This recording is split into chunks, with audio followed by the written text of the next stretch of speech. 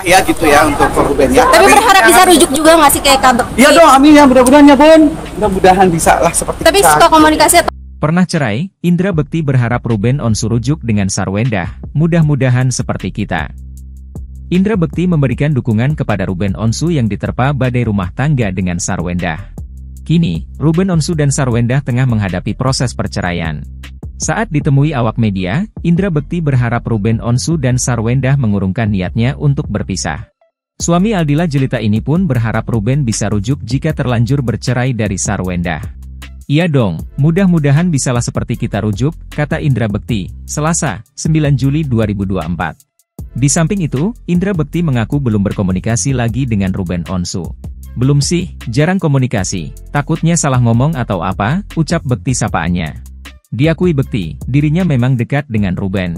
Meski berhubungan baik, pria 46 tahun ini enggan ikut campur dalam rumah tangga Ruben Onsu dan Sarwendah. Dekat, cuman kalau masalah pribadi, masing-masing lah, terang Indra Bekti.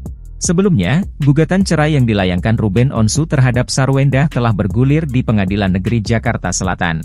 Kabar rumah tangga Ruben Onsu sedang tidak baik-baik saja dengan Sarwendah pun sudah berhembus sejak lama. Pasalnya, Ruben sudah pisah rumah selama 6 bulan dari istrinya. Kuasa hukum Ruben Onsu, Raga Ginting membenarkan kliennya kini sudah tidak serumah dengan Sarwendah. Hal itu telah berlangsung sejak 6 bulan lalu. Sementara itu, kuasa hukum Ruben lainnya, Minola Sebayang, belum bisa berbicara banyak soal perceraian kliennya dengan Sarwendah. Menurut Minola, akan ada saatnya ia menjelaskan duduk permasalahan rumah tangga Ruben Onsu dan Sarwendah. Diketahui, Ruben Onsu telah menggugat cerai Sarwendah di Pengadilan Negeri Jakarta Selatan pada 11 Juni 2024. Download Tribun X sekarang, menghadirkan lokal menjadi Indonesia.